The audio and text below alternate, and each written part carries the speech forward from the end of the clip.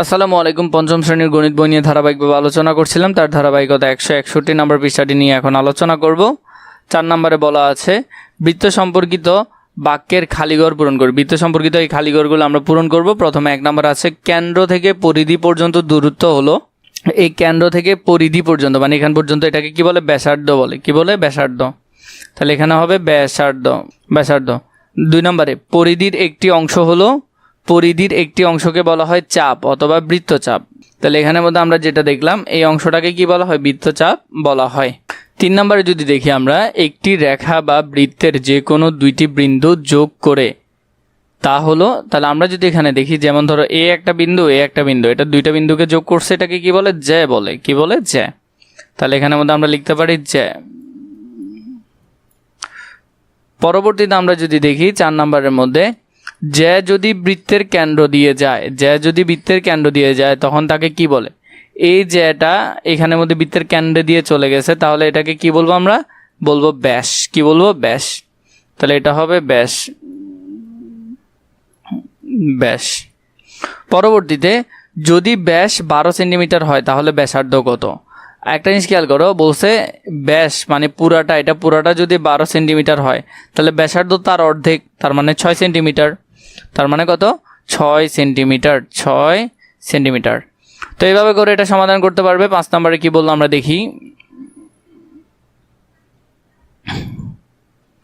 Pencil compass ব্যবহার করে 3 centimetre ব্যাসার্ধ বিশিষ্ট একটি বৃত্ত অঙ্কন করি। পেন্সিল কম্পাস ব্যবহার করবো, এই কম্পাসটা ব্যবহার করবো এবং আমরা স্কেল থেকে 3 সেন্টিমিটার একটা মাপ নিব। এরকম করে স্কেল বসিয়ে আমরা 3 সেন্টিমিটার একটা মাপ নিব। প্রদত্ত ব্যাসার্ধ নিয়ে যে কোনো বৃত্ত অঙ্কন করা যায়। অঙ্কনের ধাপগুলো আমরা যদি দেখি, এখানে প্রথমে নিবে 0 থেকে স্কেলের 3 পর্যন্ত নিবে। নেওয়ার পর কম্পাসটা কি করবে? খাতায় যে কোনো একটা জায়গায় বসাবে। এরকম বসানোর পর এখানে হাত দিয়ে ধরে পুরোটাকে একবার রাউন্ড করে দিবে, দেখবে যে সুন্দর করে গোলাকার হলো। এই মাঝখানের যে অংশটা এটাকে কি বলে? কেন্দ্র বলে। এবং বাইরের যে অংশটা আছে এটাকে বলা হয় পরিধি।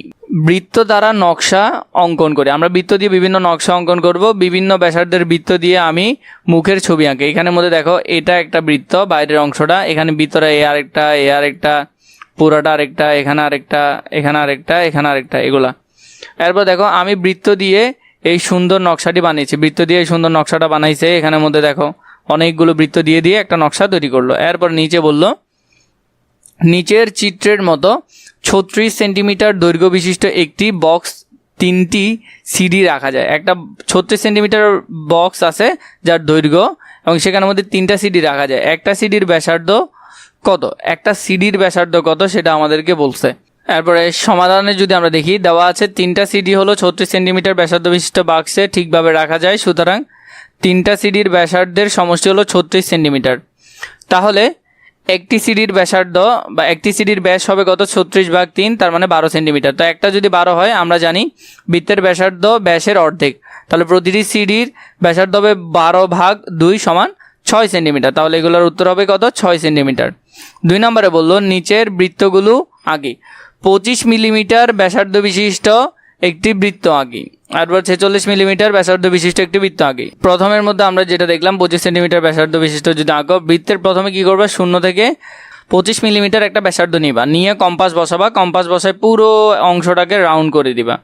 তাহলে দেখবা যে একটা সুন্দর করে এঁকে ফেলতে পারছো। এখানের মধ্যে এগুলো দেওয়া আছে 25 মিলিমিটার, মানে হলো যে মোট কথা হলো যে 2.5 সেন্টিমিটার এর স্থান ধরি। কারণ আমাদেরকে মিলিমিটারের তো স্কেলে তুমি তেমন একটা সুবিধা করতে পারবে না, তাই তোমাকে সেন্টিমিটারে নিয়ে মাপটা নিতে হবে।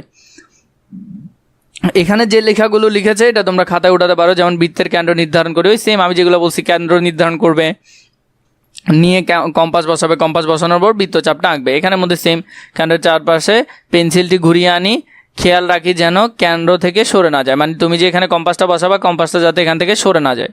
তাহলে 2 নম্বরের মধ্যে আমরা যেটা দেখলাম, আমাদের এখানে দেওয়া ছিল ব্যাস।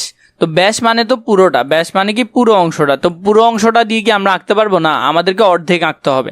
তাহলে অর্ধেকের জন্য এটাকে আমরা 2 দিয়ে ভাগ করলাম, তাহলে পেলাম 23 মিলিমিটার। তো মিলিমিটার আমরা মিলিমিটার আমরা স্কেলে খুঁজে পাবো না, তার জন্য এটাকে সেন্টিমিটার নিয়ে গেলাম 10 দিয়ে ভাগ করে, তাহলে হলো 2.3 সেন্টিমিটার।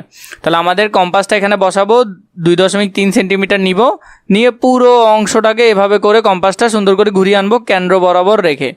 পরে এখানে ধাপগুলো দিল, বৃত্ত অঙ্কনের বিবরণে শূন্য থেকে আমরা কি করব, ধরে কেটে নেই, 2.3 সেন্টিমিটার কাটবো, বৃত্তের কেন্দ্র নির্ধারণ করি এবং চেষ্টা করব যাতে কেন্দ্র থেকে না সরে। এরপরে হলো যে এভাবে নির্ণয়ে 23 মিলিমিটার ব্যাসার্ধ বিশিষ্ট তথা 46 মিলিমিটার ব্যাস বিশিষ্ট বৃত্তটি আমরা আঁকতে পারবো। 3 নম্বরে যদি খেয়াল করো, একটি বৃত্তের কেন্দ্রগামী জ্যা এর দৈর্ঘ্য 6 সেন্টিমিটার। তাহলে প্রথমে আমাকে বলছে বৃত্তটা আঁকতে হবে। দেখো কেন্দ্রগামী জ্যা, তো জ্যা কেন্দ্রগামী যদি হয় তাহলে আমি পুরোটা নিতে পারবো না, আমার অর্ধেক নিতে হবে। তো অর্ধেক নিতে হলে 2 দিয়ে ভাগ করতে হবে। তাহলে এখান থেকে আমরা চাইলে এটা করতে পারবো। এখন যদি দেখি আমরা এখানের মধ্যে দেওয়া আছে বৃত্তের কেন্দ্রগামী জ্যা অর্থাৎ ব্যাস 6 সেন্টিমিটার, তার মানে পুরোটা হলো 6 সেন্টিমিটার। তাহলে বৃত্তের ব্যাস হলো 6/2 সেন্টিমিটার সমান 3 সেন্টিমিটার। তাহলে বৃত্তের অঙ্কন বিবরণ যদি আমরা দেখি, 1 নম্বরের মধ্যে কম্পাসের কাটা স্কেলে 0 ডিগ্রিতে আমরা বসাবো, 0 ডিগ্রিতে এখানে বসাবো। বসানোর পর এখান থেকে মাপটা নিব, নিয়ে পুরোটা রাউন্ড করব। তো রাউন্ড করে আমরা এখানের মধ্যে মাপবো। এরপরে সেমভাবে যে কেন্দ্র থেকে যাতে আলাদা না হয় পেন্সিল দিয়ে আমরা আঁকবো। এই বিষয়গুলো তোমরা নিজেদের মতো করে সুন্দর করে লিখে নিতে পারবে। কিন্তু পরবর্তীতে আমাদেরকে বলছে অঙ্কিত বৃত্তটার 3টা বৈশিষ্ট্য লিখতে হবে, আমাদেরকে এটা 3টা বৈশিষ্ট্য দিতে হবে। প্রথমে আমরা যদি দেখি এখানের মধ্যে বৃত্তটি একটি আবদ্ধ বক্ররেখা। 2 নম্বর, বৃত্তটির কেন্দ্র থেকে পরিধির উপরস্থ সকল বিন্দুর দূরত্ব সমান। 3 নম্বর, বৃত্তটির ব্যাসের দৈর্ঘ্য ব্যাসার্ধের দ্বিগুণ। তো সেমভাবে এইগুলো ইনফরমেশনগুলো লিখে ফেলতে পারবে।